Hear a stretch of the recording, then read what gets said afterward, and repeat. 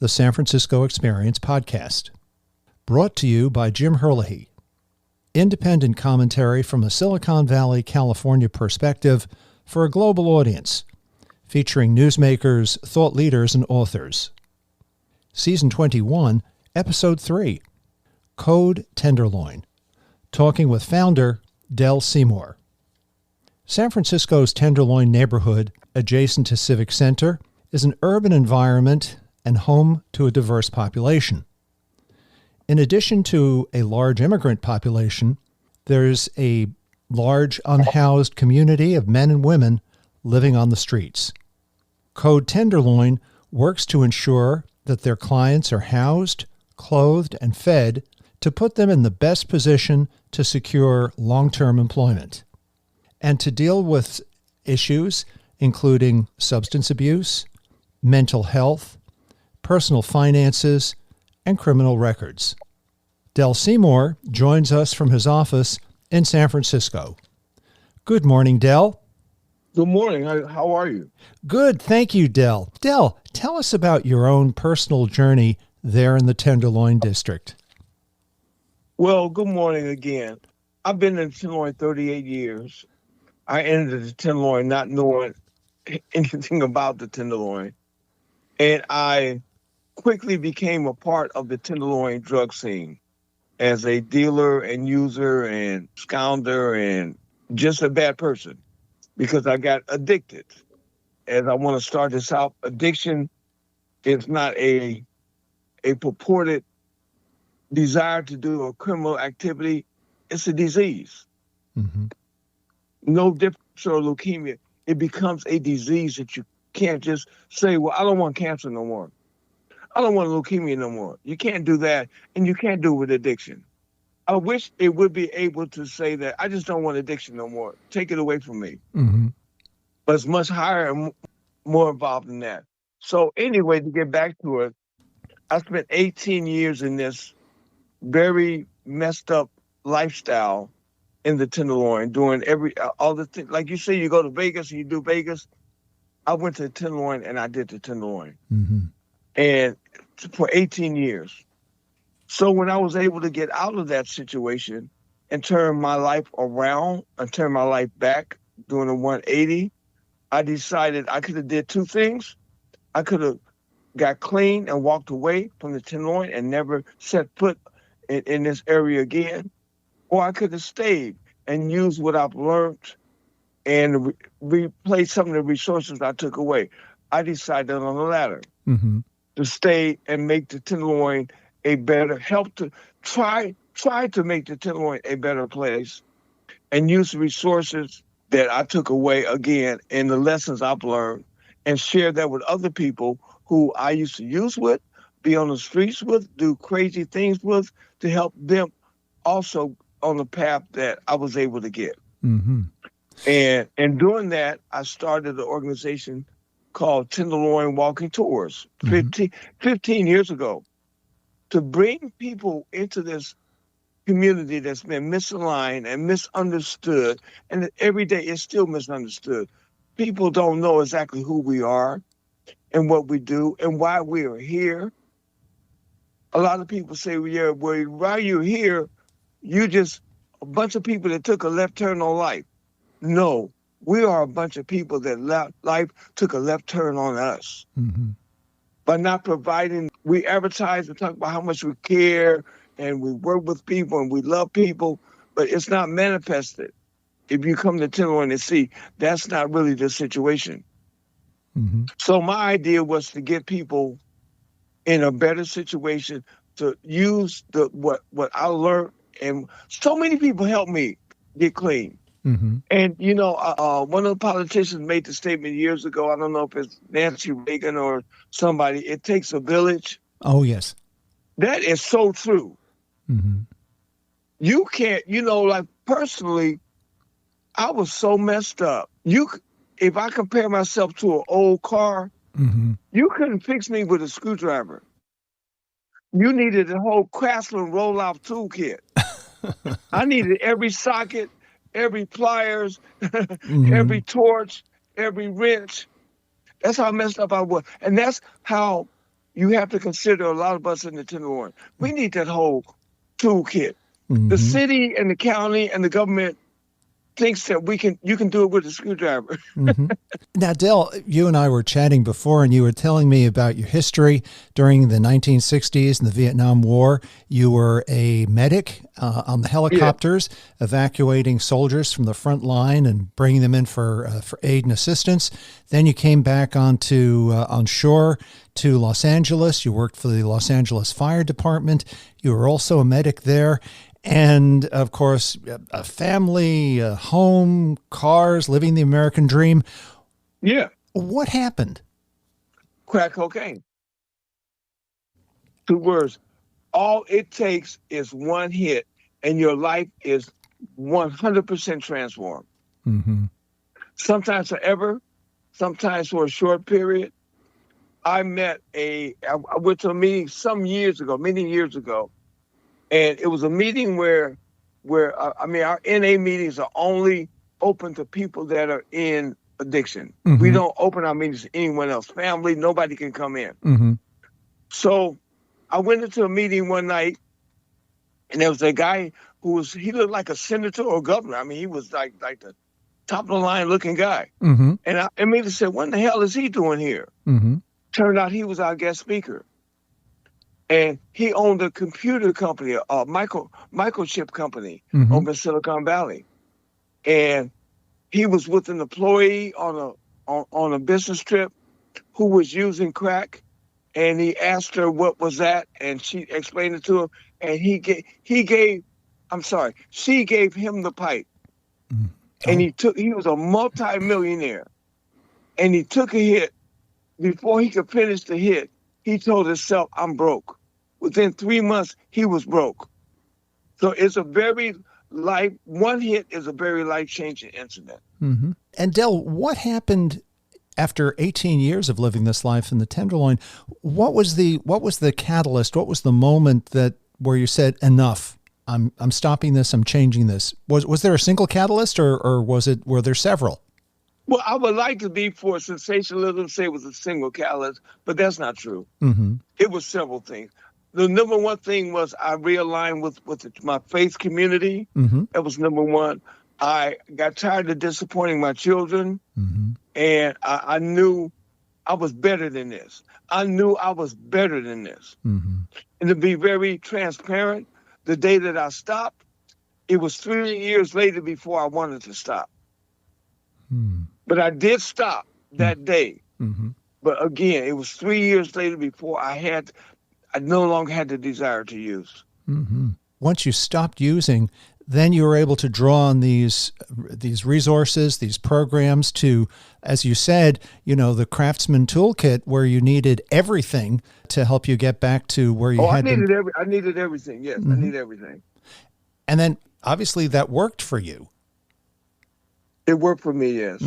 And so then you went on, you did the walking tours, but tell us about Code Tenderloin, where you're actually reaching into the homeless community, to individuals who have substance abuse problems. You're reaching out to them and getting them into detox, getting them into rehab. Tell us about that aspect of the work that you do there in the Tenderloin, because we see so many stories of, sad situations on the streets of the Tenderloin, and you're turning that around. You're on the front lines. You're actually affecting good and, bringing people out of that life, out of that world, into a detox rehab. Tell us about how you did that, how you transformed your own personal situation and how you expanded that to bring others out of that life. Well, actually, Code Tenderloin is like a segue of Tenderloin Walking Tours, because I was bringing these corporate people from all over around the world, these big-time organizations, tech companies, and universities from Australia and New Zealand and Copenhagen, and they always ask, when it got down deep in the Q&A, why are these people standing on the corner like this? And I told them the reason why, because they can't get jobs at Twitter or Microsoft or all these companies that are based in the Tenderloin. We got Twitter, we got Square, we got Uber, all based in the Tenderloin. And so They told, and I asked them, "Well, so why aren't you hiring our people?" And they said, "Well, they don't know how to code." Mm-hmm. So that's when I started Code Tenderloin, to answer to have a rebuttal to when they said that we don't know how to code in Tenderloin. We know how to code in Tenderloin now. Mm-hmm. We got hundreds of people that graduated our coding classes. Mm-hmm. And you've placed them, right? You've placed them with some of the Yeah. companies that you just The mentioned. placement is an integral part of it. We're not just here to send you to a coding school and give you a piece of paper and say, "Hey, good luck." No, we actually do the placements. Mm-hmm. Again, that's a story that we're not hearing enough of. That I agree. and we need to hear more stories like that. And tell us, lately, of course, the big issue that we have here in San Francisco, of course, is fentanyl and the fentanyl overdoses. What are your thoughts about that, and how is your organization dealing with that fentanyl overdose crisis? Oh, what we're doing, fentanyl is another crisis. We are crisis strong in the Tenderloin. We've had so many crises from initially HIV was our biggest crisis. Mm-hmm. Street youth prostitution in the 60s was another big crisis. Crack cocaine just devastated the Tenderloin, and methamphetamine devastated Tenderloin. And now we have the fentanyl that's devastating and killing people in the Tenderloin. Mm-hmm. So we're on all fronts. We're going out with our outreach teams.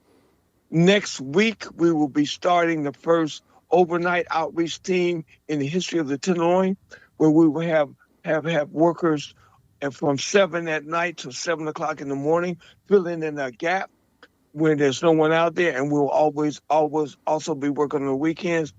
We'll have our own van. We just received our own van. And we'll be picking up people, taking them to detox centers, taking them to the sobering centers, taking them to treatment centers when available. So we are stacking up to be the next ambassadors as well as we can. And that's going to start on June the 5th. Mm-hmm. That's impressive. Who gives you the support for this? Where do you get your funding for Code Tenderloin? We get it wherever we can. Mainly from the city and county of San Francisco. Our wonderful Mayor Breed has been very, very open to providing avenues and alternatives to what's going on right now. We work very closely with the Office of Workforce Development in San Francisco. We also get assistance from organizations like Twitter, including Twitter, Zendesk, Dolby Sound, and many other organizations, and of course, quite a bit of personal investments. Because when I ask people for money, I'm not asking for no money. I'm asking for an investment. Mm-hmm. I testified at City Hall yesterday for an initiative we're trying to do for the Tenderloin. And I made it very clear to the supervisors in my talk, I am not asking you for no money. Mm-hmm. And I said, you got this listed as an appropriation. It is not an appropriation. It's an investment. Mm-hmm. Because you will get your money back.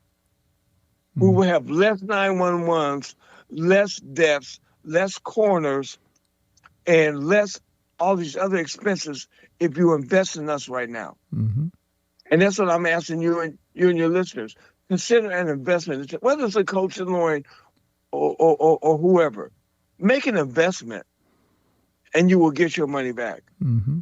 Tell us about your typical day. Of course, it's 8 o'clock in the morning. It's 8 o'clock in the morning here in San Francisco.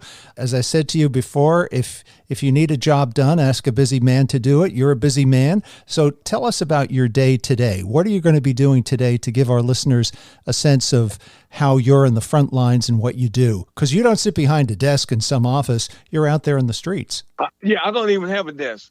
and I liken that to when Jack Dorsey of Twitter, the founder of Twitter, is a good friend of mine, and we talk all the time about. He does not have a desk. He's never had a desk. He goes into Twitter. I mean, when he was with Twitter, he would go into Twitter and just find an open spot, find a corner. Uh-huh. And that's what I have at Code Tenderloin. I have an old rocking chair over in the corner. That's where I sit, because it's not about that. But anyway, my day started about 5:30 this morning with calls. My typical call, and I'll just share this with you. Sure. It was an older African-American man Mm-hmm. who has been running a couple of operations and his health has caused him not to be able to handle those things anymore. Mm-hmm. He's been staying in his family home for years. The matriarch died, and now the home is in probate, and he's going to have to find another place to live, which he's never been faced with that in his lifetime, and he don't even know how to navigate. I've never had to find a place in my life. Mm-hmm. Now I got to, and I have no money because I've lost all my businesses. Mm-hmm. So I'm navigating him through the system and getting him to bow down and be humble, to accept you are not who you used to be, Mm-hmm. and that's okay. But now you got to market yourself as a different person, Mm-hmm. which is hard to do. Humility is a very, and I know that personally, humility is a very hard thing to do, to downsize. Mm-hmm. So our conversation was how he can navigate a downside situation. Because he's been the leader in this community and yada, yada, yada, but he is no longer there. Mm-hmm. So how do you go and say, well, hey, I'm not the king of my community anymore, but I need a place to stay tonight. Mm-hmm. So that went on. That was problem. The thing about people don't understand when you're a case manager or navigate, it ain't no 5-minute phone call. Mm-hmm. It ain't no 10-minute phone call. I mean, it could be, but you're not getting the job done. Mm-hmm. So I have learned I will stay on the phone as long as you got something to talk about. Mm-hmm. Whether I got time to do it or not don't matter. Mm-hmm. Because I got to deal with, we're not DMV. Yeah. I'm not, I was in our IRS the other day and I said, I would never want to be like this organization. Mm-hmm. We want to listen. I want to listen. Because you may not tell me in the first 20 minutes what you really need, right, or what you're going through. But if I stay on there long enough, and my regret that I have a lot of times is, why didn't I stay on that call another 10 minutes? Mm-hmm. Maybe I could have got the answer and the whole real deal if I stayed another 10 minutes. Mm-hmm. And I have regrets about that. You mentioned to me that moving on to the walks, the Tenderloin walks that you do, you'd mentioned to me that so many tourists, and of course we have listeners in 65 countries, so many tourists come to San Francisco and they spend $30, $40, $50 to go out to Alcatraz and to visit an old prison. And you contrasted that against your walks through the Tenderloin. Tell us about that and how our listeners can get in contact with Walks Through the Tenderloin, because number one, it's an opportunity for people outside of San Francisco, tourists who are coming here, to really understand the Tenderloin, some of the issues that we face. Number two, to support your operations. Tell us how our listeners can contact you and participate in these Walks Through the Tenderloin. Let me start at when I started to organize Tenderloin walking tours 14 years ago, the people I requested to help me get it started saying, ain't nobody going to pay no money to walk through the Tenderloin. I said, wait a minute. People pay very well to go to Alcatraz, which is a nasty, pissy former prison. Mm-hmm. So why would they not pay and want to be involved in going through a community where they can smell, feel, touch, and talk to people? Mm-hmm. And see what life is about, see what people are going through, understand and be very intimate and get in a relationship and understand what our community is really about. And right now I'm at 58,000 people. That's impressive. 58,000 people that wanted to come to the Tenderloin.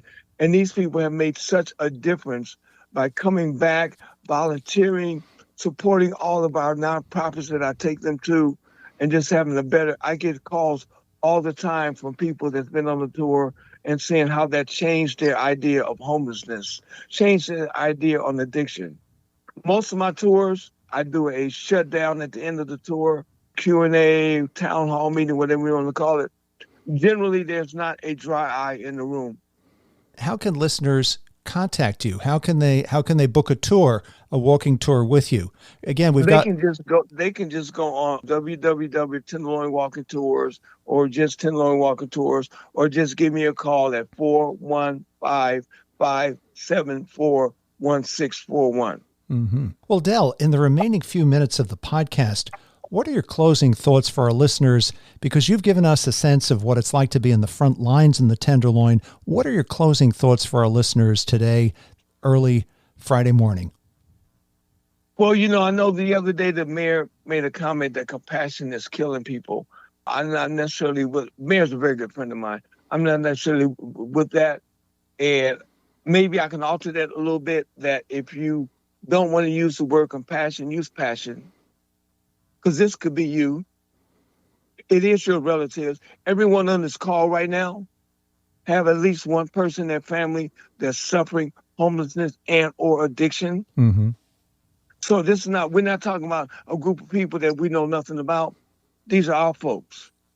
Everyone on this call, these are your folks. Love on them. Give them a chance. Give them an opportunity.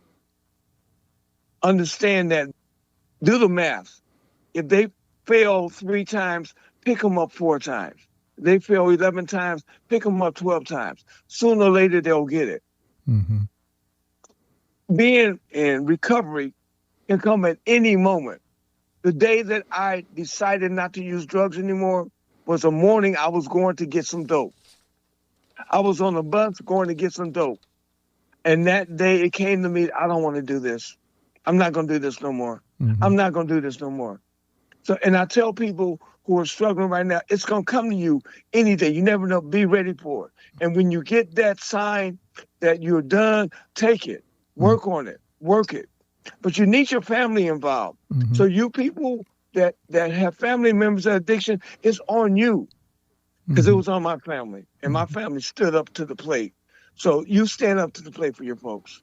Well, Del, it just goes to show you how your own personal story and the stories that you've told us today, how important it is, number one, for the services to be there so that when the individual has that moment of saying, enough, no more, I want to change, that they have the services ready available to them. They've been introduced and they can move into that recovery phase as quickly as possible. And also the importance of family for anyone who's listening to this podcast, as Del says, if you have a family member, if you have a close friend who has taken this left turn, as Del calls it, be there for them, give them the support, because you may be the difference between their recovery and not recovering. Again, Del, I want to thank you so much for joining us today, for sharing with us your inspiring story of being in the Tenderloin, turning it around and becoming a leader and an example for the men and women who are still living on the streets. Again, I want to thank you very much. I want to thank you for the opportunity, and just let you know, I love the Tenderloin. I've been there 38 years. We're a messed up community, but we love each other. Thank you so much. Thank you, Del. And for our listeners, today's episode is number 408, as the San Francisco Experience continues to mark our 3rd anniversary. Listen to the podcast on Apple Podcast, Spotify, Amazon Music, 19 platforms in total, and join our audience of listeners that span 65 countries and all 50 states. This has been the San Francisco Experience with Jim Herlihy, coming to you from San Francisco.